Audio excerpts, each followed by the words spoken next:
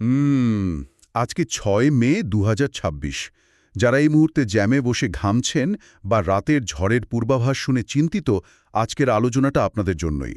বাইরে এখন ৩৫ ডিগ্রি সেলসিয়াসের দম বন্ধ করা গরম, মানে রোদের তেজে রাস্তার পিচ রীতিমতো গলে যাওয়ার জোগাড়। হ্যাঁ, অবস্থা আসলেই খুব খারাপ। মানে বাইরে বেরোলেই হাঁসফাঁস একটা অবস্থা। একদম তাই। অথচ আমাদের আবহাওয়া রাডার বলছে একেবারে ভিন্ন কথা। আর কয়েক ঘন্টার মধ্যে, মানে আজ রাত ১টার ভেতর ঢাকা, রংপুর, রাজশাহী সহ দেশের ১২টি জেলায় আঘাত হানতে যাচ্ছে কালবৈশাখী। ঘণ্টায় ৪৫ থেকে ৬০ কিলোমিটার বেগে ধেয়ে আসছে এই ঝড়। রাইট। এবং নদী বন্দরগুলোতে কিন্তু এরই মধ্যে ১ নম্বর সতর্ক সংকেত দেখানো হয়েছে।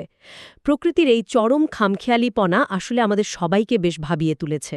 তো প্রকৃতির এই অদ্ভুত দ্বৈত রূপের পেছনে আসলে কি ঘটছে? আজকে সোর্সগুলো ঘাঁটলে আমরা আবহাওয়া অধিদপ্তরের ডেটা, কালবৈশাখীর বিজ্ঞান, শহরের অতিরিক্ত গরম হওয়ার পেছনের কারণ সবকিছুর একটা পরিষ্কার ধারণা পাব। পাশাপাশি চরম আবহাওয়ায় স্বাস্থ্য, কৃষি আর গবাদি পশুর সুরক্ষার বিষয়গুলো উঠে আসবে। হ্যাঁ, আমাদের আজকের মিশনই হল এই পুরো মেকানিজমটা বোঝা। কিভাবে এই চরম অবস্থা তৈরি হচ্ছে আর আমরা কিভাবে নিজেদের সুরক্ষিত রাখতে পারি। আচ্ছা, চলুন বিষয়টা একটু খুলে বলি।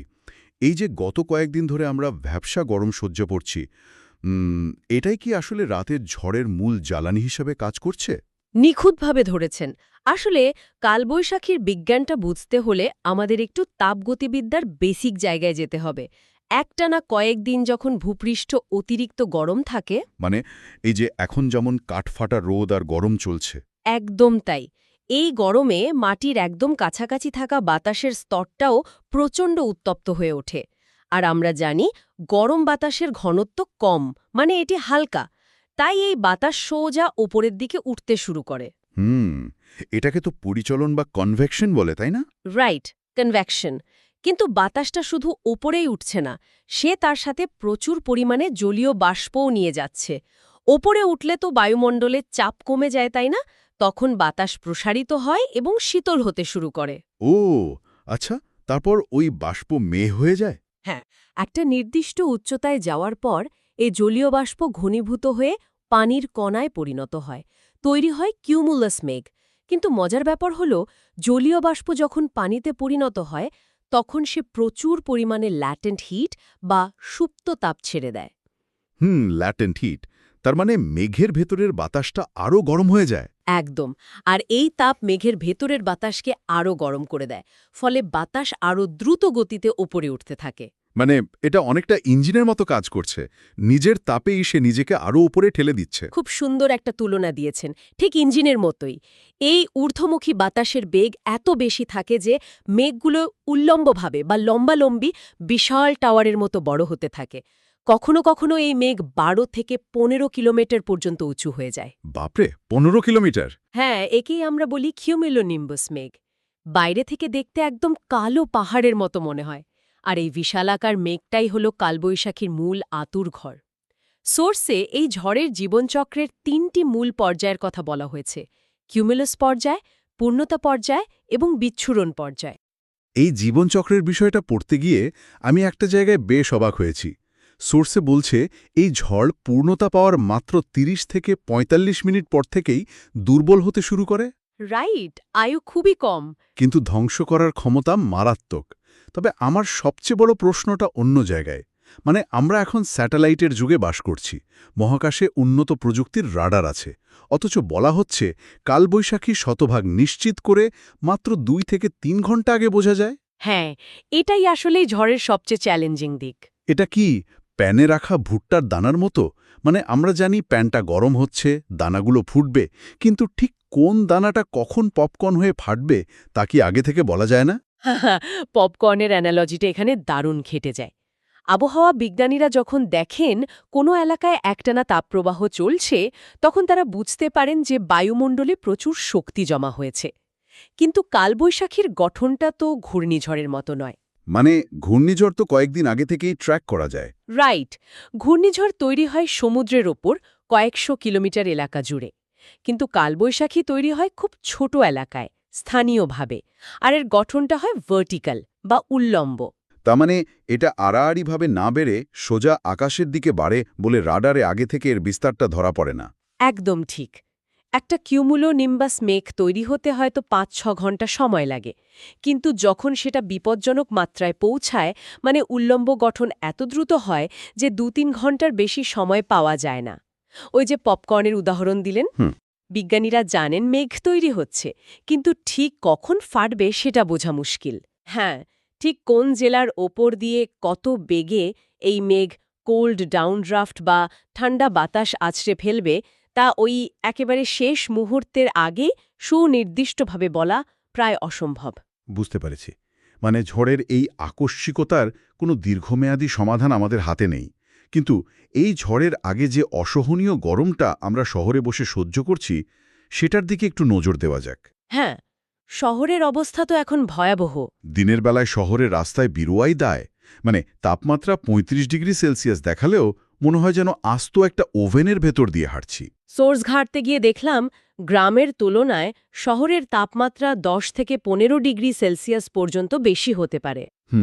এটাকে আরবান হিট আইল্যান্ড বা নগর উষ্ণায়ন বলে। এই বিশাল পার্থক্যের মেকানিজমটা আসলে কি? কেন শহর এত গরম? এর পেছনে আসলে আমাদের শহরের অবকাঠামোগত ত্রুটি প্রধানত দায়ী।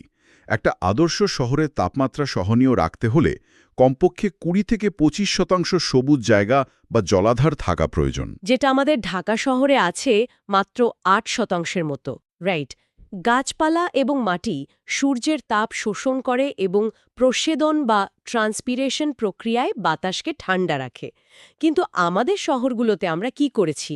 আমরা মাটি ঢেকে দিয়েছি ইট, পাথর আর কংক্রিটের জঙ্গল দিয়ে। আর কংক্রিটের তো তাপ ধরে রাখার একটা অদ্ভুত ক্ষমতা আছে, তাই না? হ্যাঁ, যেটাকে বিজ্ঞানের ভাষায় বলে থার্মাল মাস। কংক্রিট বা অ্যাসফাল্ট খুব দ্রুত সূর্যের তাপ শোষণ করে এবং দীর্ঘক্ষণ তা ধরে রাখে। মানে স্পঞ্জের মতো তাপ শুষে নেয়। অনেকটা সেরকমই। গ্রামের খোলা মাঠ বা গাছপালা যেমন সূর্যাস্তের পরপরই দ্রুত ঠান্ডা হয়ে যায়, শহর তা পারে না। দিনের বেলা কংক্রিট যে তাপ গিলে নেয়, রাতের বেলা সে ধীরে ধীরে সেই তাপ বিকিরণ করতে থাকে। ফলে শহর কখনোই পুরোপুরি ঠান্ডা হতে পারে না। আর তখন শহর নিজেই একটা বিশাল হিট রেডিয়েটর হয়ে যায়। একদম আস্ত একটা তাপ দ্বীপে পরিণত হয়। তো এখানটায় বিষয়টা সবচেয়ে আকর্ষণীয় হয়ে ওঠে।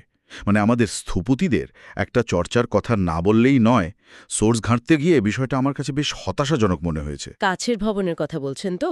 হ্যাঁ, আমাদের দেশের অনেক বহুতল ভবন এখন ইউরোপ, আমেরিকার মতো সম্পূর্ণ কাঁচের দেয়াল দিয়ে বানানো হচ্ছে। ঢাকা শহরের মে মাসের এই কাঠফাটা রোদে কাঁচের ভবন বানানো তো ভোর দুপুরে শীতের ভারী জ্যাকেট পরে রোদে দাঁড়িয়ে থাকার মতো ব্যাপার। এটা আক্ষরিক অর্থেই একটা আত্মঘাতী নকশা। শীতপ্রধান দেশে ঘর গরম রাখার জন্য এই কাচের ব্যবহার খুব বিজ্ঞানসম্মত, কারণ সেখানে গ্রিনহাউস এফেক্ট তৈরি করাটা জরুরি। কিন্তু আমাদের উষ্ণমণ্ডলীয় দেশে এটা কিভাবে কাজ করে তা একটু বলি। বলুন। সূর্যের আলো যখন পৃথিবীতে আসে তখন তা আসে শর্ট ওয়েভ বা ক্ষুদ্র তরঙ্গ হিসেবে। কাচের বৈশিষ্ট্য হল সে এই শর্ট ওয়েভকে খুব সহজে ভেতরে ঢুকতে দেয়। আলো কাচ ভেদ করে ঘরের ভেতর ঢোকে এবং ঘরের মেঝে আসবাবপত্রকে গরম করে তোলে। আর সমস্যাটা তৈরি হয় যখন সেই তাপটা বের হতে যায়, তাই তো? ঠিক ধরেছেন। ঘরের ভেতরের গরম জিনিসপত্র যখন তাপ বিকিরণ করে তখন সেটা হয়ে যায় লং ওয়েভ বা দীর্ঘ তরঙ্গ। কাঁচ কিন্তু এই লং ওয়েভকে বাইরে বেরোতে দেয় না। তার মানে তাপটা ঘরের ভেতরেই আটকা পড়ে যায়। হ্যাঁ, ঘরটা আক্ষরিক অর্থেই একটা সোলার ওভেন হয়ে ওঠে। তখন সেই তাপ কমানোর জন্য বাধ্য হয়ে মানুষ এসি চালায়। আর এসির কম্প্রেসার ঘরের ভেতরের গরম বাতাস টেনে বাইরের পরিবেশে ছেড়ে দেয়। যা শহরের রাস্তার তাপমাত্রাকে আরও কয়েক ডিগ্রি বাড়িয়ে দেয়। বাপরে, এটা তো একটা অনন্ত দুষ্ট চক্র। একদম তাই। তাহলে এর থেকে বের হওয়ার উপায় কি? সোর্সের গ্রিন বিল্ডিং বা পরিবেশ বান্ধব স্থাপনার কথা বলা হয়েছে, কিন্তু সেটা আসলে কিভাবে কাজ করে? গ্রিন বিল্ডিং আসলে কোনো রকেট সায়েন্স নয়। এটা প্রকৃতির সাথে সামঞ্জস্য রেখে নকশা করা। যেমন ভবনে পর্যাপ্ত আলো বাতাস চলাচলের জন্য ক্রস ভেন্টিলেশনের ব্যবস্থা রাখা, ছাদে এবং বাইরের দেয়ালে সাদা বা হালকা রঙের ব্যবহার করা। কারণ গাঢ় রং তাপ শোষণ করে আর হালকা রং প্রতিফলিত করে। রাইট। এই ছোট পরিবর্তনগুলো ভবনের তাপমাত্রা কয়েক ডিগ্রি কমিয়ে দিতে পারে। তবে সবচেয়ে বড় গেম চেঞ্জার হতে পারে ছাদ কৃষি। সোর্সে একটা দারুণ তথ্য দেওয়া আছে, একটি গাছ বছরে প্রায় 10টি এসির সমান কুলিং এফেক্ট দেয়। দাঁড়ান, একটা গাছ 10টা এসির সমান? সিরিয়াসলি? এটা কিভাবে সম্ভব? ওই যে একটু আগে ট্রান্সপিরেশন বা প্রস্বেদনের কথা বলছিলাম, মানুষ যেমন গরমে ঘামলে শরীর ঠান্ডা হয়, গাছও তার পাতা দিয়ে পানি বাষ্পীভূত করে। এই পানি যখন তরল থেকে বাষ্পে পরিণত হয়, তখন সে আশপাশের বাতাস থেকে তাপ শুষে নেয়। ও আচ্ছা। ফলে ছাদের ওপর যদি বাগান থাকে, সেই ছাদ আর সরাসরি সূর্যের আলোতে তেতে ওঠে না, পুরো ভবনের ভেতরের তাপমাত্রায় 2-3 ডিগ্রি কমে যায়। দারুণ একটা মেকানিজম। তো শহর যখন ওভেন হয়ে উঠছে, তখন মানুষের শরীরের ভেতর আসলে কি ঘটছে? মানে, আমরা তো আর কংক্রিটের তৈরি নই। এই চরম তাপমাত্রায় আমাদের বায়োলজিক্যাল কুলিং সিস্টেম কিভাবে কাজ করে? স্বাস্থ্য বিশেষজ্ঞদের মতে মানুষের শরীরের তাপমাত্রা নিয়ন্ত্রণের মেকানিজমটা খুবই সূক্ষ্ম। আমাদের মস্তিষ্কের হাইপোথ্যালামাসে একটি হিট রেগুলেটিং সেন্টার আছে, যা শরীরের থার্মোস্ট্যাট হিসেবে কাজ করে। থার্মোস্ট্যাট। সোডিলেশন। এর ফলে শরীরের ভেতরের গরম রক্ত চামড়ার কাছাকাছি চলে আসে এবং ঘামের মাধ্যমে শরীর সেই তাপ বের করে দেয়। কিন্তু এই ভ্যাজোডিলেশনের কারণেই তো মানুষের ব্লাড প্রেশার কমে যায়, তাই না? অতিরিক্ত গরমে মানুষের মাথা ঘোরানো বা অজ্ঞান হয়ে যাওয়ার পেছনের মেকানিজম তো এটাই। একদম সঠিক। রক্তনালী প্রসারিত হলে স্বাভাবিকভাবে রক্তচাপ কমে যায়। তার ওপর প্রচুর ঘামের কারণে শরীর থেকে পানি এবং প্রয়োজনীয় লবণ বা ইলেকট্রোলাইট বেরিয়ে যায়। তখন মস্তিষ্ক পর্যাপ্ত রক্ত ও অক্সিজেন পায় না বলেই মানুষ মাথা ঘুরে পড়ে যায়। কিন্তু এই পুরো প্রক্রিয়ায় সবচেয়ে ভয়ঙ্কর যে বিষয়টা সোর্সে পড়লাম, তা দেখে আমি রীতিমতো শিওরে উঠেছি। আমরা তো জানি গরমে ঘামলে শরীর দুর্বল হয়, কিন্তু সোর্স বলছে হিটস্ট্রোকের চরম পর্যায়ে মানুষের ঘাম ঝরা পুরোপুরি বন্ধ হয়ে যায়। হ্যাঁ, একদম বন্ধ হয়ে যায়। মানে শরীরের নিজস্ব কুলিং সিস্টেম পুরোপুরি ক্র্যাশ করে। শরীর ঘাম বন্ধ করে দেয় কেন? এটা তো সুইসাইডাল। শুনলে সুইসাইডাল মনে হলেও এটা আসলে শরীরের একটা ডেসপারেট সার্ভাইভাল মেকানিজম। যখন আপনি একটানা রোদে আছেন এবং প্রচুর ঘামছেন, তখন আপনার শরীরের ফ্লুইড লেভেল মারাত্মকভাবে কমে যায়। আচ্ছা। তখন মস্তিষ্ক একটা অ্যালার্মিং সিগন্যাল দেয়। সে ভাবে, আমি যদি আরও ঘাম তৈরি করি, তাহলে শরীরের রক্তের ভলিউম এত কমে যাবে যে হৃৎপিণ্ড আর মস্তিষ্কই অকেজো হয়ে পড়বে। ও মাই গড! তাই মস্তিষ্ক শরীরের কোর অর্গেন বা গুরুত্বপূর্ণ অঙ্গগুলোকে বাঁচানোর জন্য ঘাম গ্রন্থিগুলোকে পুরোপুরি বন্ধ করে দেয়। আর ঘাম বন্ধ হয়ে যাওয়া মানেই তো শরীরের ভেতরে জেনারেট হওয়া তাপের আর বের হওয়ার কোনো রাস্তা নেই।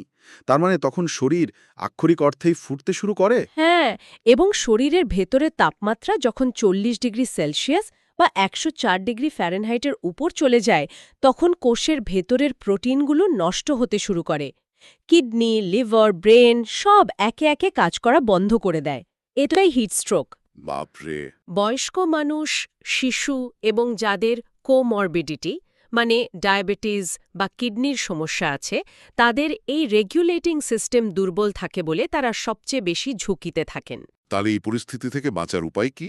প্রথমত, দুপুর 12টা থেকে বিকেল 3টে পর্যন্ত রোদে না যাওয়া, সুতির বা সাদা রঙের হালকা কাপড় পরা, আর সবচেয়ে জরুরি হল ইলেকট্রোলাইট ব্যালেন্স ঠিক রাখা। শুধু পানি খেলে হবে না? না, শুধু পানি খেলে হবে না, ঘামের সাথে প্রচুর সোডিয়াম বেরিয়ে যায়। আমাদের কোষগুলো পানি ধরে রাখার জন্য সোডিয়ামের ওপর নির্ভরশীল। সোডিয়াম না থাকলে আপনি যতই পানি খান, কোষ তা ধরে রাখতে পারবে না। তাই লবণযুক্ত পানি, স্যালাইন বা ডাবের পানি খাওয়াটা অত্যাবশ্যক। বুঝতে পারলাম। তো এতক্ষণ আমরা মানুষের বায়োলজির কথা বললাম। মানুষ তো চাইলেই ঘরে ফ্যান বা এসির নিচে বসতে পারে, স্যালাইন খেতে পারে, কিন্তু খোলা মাঠে দাঁড়িয়ে থাকা ফসল কিংবা শেডের ভেতর আটকে থাকা গবাদি পশু, এরা তো এই চরম আবহাওয়ার নীরব ভুক্তভোগী। একদম ঠিক বলেছেন। এই দুর্যোগে কৃষির সুরক্ষার দিকটা সোস কিভাবে বিশ্লেষণ করেছে? কৃষি এবং প্রাণী সম্পদ এই চরম আবহাওয়ার সবচেয়ে বড় ভুক্তভোগী। কৃষি নির্দেশিকাগুলোতে এ বিষয়ে খুব বিস্তারিত মেকানিজম দেয়া হয়েছে। ধরুন, এই যে রাতে কালবৈশাখী ঝড় আসছে, হ্যাঁ, সেটার প্রভাব কি হবে? ঝড়ের তীব্র বাতাসে যখন ধানের পাতা ছিঁড়ে যায়, তখন সেই ক্ষতস্থান দিয়ে খুব সহজেই ব্যাকটেরিয়া প্রবেশ করতে পারে। তখন ধানে পাতা পোড়া বা বিএলবি রোগ মহামারী আকার ধারণ করতে পারে। সোর্সে দেখলাম এই ব্যাকটেরিয়ার আক্রমণ রোধ করার জন্য ঝড়ের পর জমিতে 10 লিটার পানিতে 60 গ্রাম এমওপি, 60 গ্রাম থিওভিট এবং 20 গ্রাম দস্তা মিশিয়ে স্প্রে করার কথা বলা হয়েছে। তো এই এমওপি বা মিউরেট অফ পটাশ স্প্রে করার পেছনের বিজ্ঞানটা কি? এটা কি মানুষের কেটে যাওয়া জায়গায় ফার্স্ট এইড বা ব্যান্ডেজ লাগানোর মতো কাজ করে? আপনার এই ব্যান্ডেজের অ্যানোলজিটা একদম পারফেক্ট। এমওপি গাছে পটাশিয়ামের যোগান দেয়। পটাশিয়ামের প্রধান কাজগুলোর একটা হল গাছের কোষ প্রাচীর বা সেল ওয়ালকে মজবুত করা। মানে ক্ষতটা সারিয়ে তোলে। রাইট, ঝড়ে পাতা ছিঁড়ে যাওয়ার পর পটাশিয়াম স্প্রে করলে পাতার কোষগুলো খুব দ্রুত নিজেদের পুনর্গঠন করতে পারে এবং কোষ প্রাচীর শক্ত হয়ে যায়, ফলে ব্যাকটেরিয়া আর ভেতরে ঢুকতে পারে না। এটা আক্ষরিক অর্থেই গাছের জন্য ফার্স্ট এড হিসেবে কাজ করে। আর বাকি উপাদানগুলো? এর পাশাপাশি থিওভিট ছত্রাকনাশক হিসেবে এবং দস্তা গাছের খাদ্য তৈরিতে সহায়তা করে। আর এই সময়ে মাঠে ইউরিয়া সার ও সেচ দেওয়া পুরোপুরি বন্ধ রাখতে হবে, কারণ ইউরিয়া গাছের পাতা বৃদ্ধি বাড়ায়, যা ক্ষত শুকাতে বাধা দেয়। ছোট আম বা পেঁপে গাছে খুঁটি দেওয়ার কথাও বলা হয়েছে। আর গবাদি পশু বা পোলট্রির ক্ষেত্রে ওদের তো এই তীব্র গরমে টিনের শেডের নিচে ওদের তো হিট স্ট্রোক হওয়ার কথা। পোলট্রি এবং গবাদি পশুর নিজস্ব কুলিং মেকানিজম তো মানুষের মতো অতটা উন্নত নয়। নির্দেশিকায় বলছে পশুর শেডের তাপমাত্রা কমাতে টিনের চালে পানি স্প্রে করতে হবে এবং ফ্যানের ব্যবস্থা রাখতে হবে। এখানে একটা খুব ইন্টারেস্টিং সায়েন্স আছে। কিরকম? গবাদি পশু, বিশেষ করে গরু বা ছাগলের মতো প্রাণীদের পাকস্থলিতে যখন খাবার হজম হয়, তখন ফার্মেন্টেশন বা গাজন প্রক্রিয়ার কারণে শরীরের ভেতর প্রচুর তাপ উৎপন্ন হয়। মানে খাবারের পরিপাক প্রক্রিয়াটাই একটা এক্সোথার্মিক বা তাপ উৎপাদী রিঅ্যাকশন। একদম ঠিক। এখন বাইরের তাপমাত্রা যদি এমনিতেই ৩৫ ডিগ্রি হয় আর দুপুরে খাবার খেয়ে পশুর শরীরের ভেতর আরও তাপ উৎপন্ন হয়, তবে হিটস্ট্রোক নিশ্চিত। বাপরে! এই কারণে সোর্সে খুব স্পষ্টভাবে বলা হয়েছে গরমে দুপুরবেলা খাওয়া দেওয়া যাবে না।